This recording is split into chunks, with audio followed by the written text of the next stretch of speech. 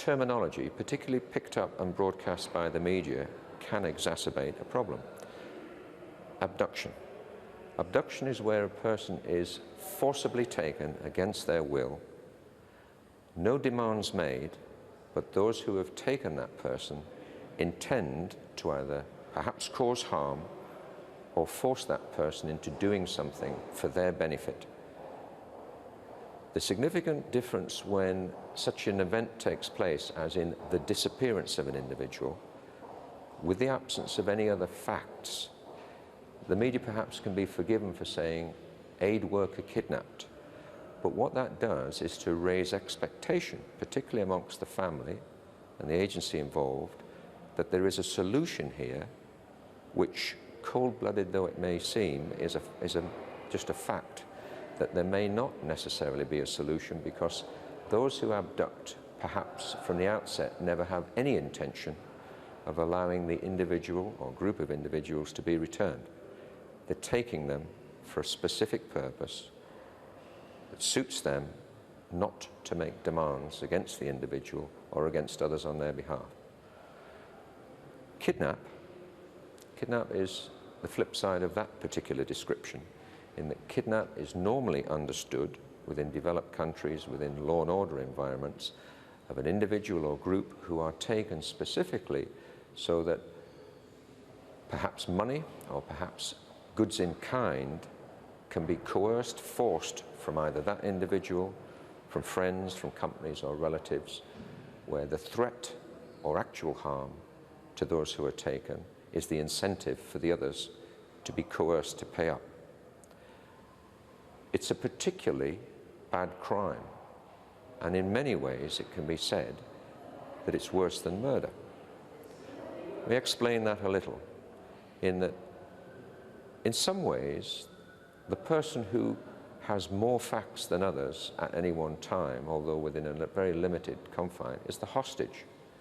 But the family, the company, whoever's involved in that individual's life who care about them, their life quite often goes into suspended animation.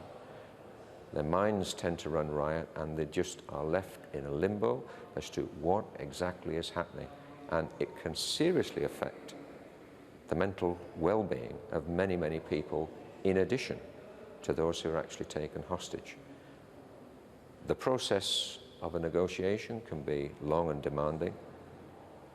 The actual harm that may or may not occur to a hostage might not be during the process, it may be many months afterwards as an aftershock to it. Hostage taking, as distinct from kidnap, hostage taking perhaps can be better understood in that a criminal, an individual, whether it's someone out for monetary gain or whether out for religious or political aims, sets out on a purpose and wishes to coerce by what's known as a spectacular event, and deliberately puts themselves where they will get the maximum publicity in order to achieve their cause. So I'm thinking of a static situation such as an embassy hostage taking or an aircraft hostage taking. Or another element would be a criminal enterprise whereby perhaps the authorities have responded rather quicker than the criminals had thought. They never had any intention that morning to do anything other than rob a bank, but because the authorities have arrived as quickly as they have, they gather whoever are there, bank workers or members of the public, and take them hostage in order to evade prosecution.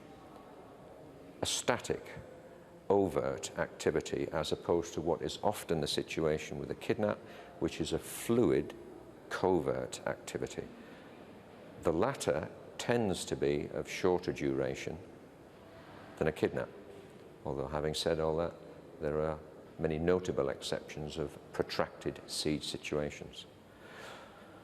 Abduction, kidnap, hostage taking, aspects of depriving an individual or group of their freedom, but in terms of being able to respond to them, the importance of getting the labeling right and understanding the process is that it makes those who are unfortunately involved aware from the outset as to just what their opportunities are, or realistically, how limited those opportunities may become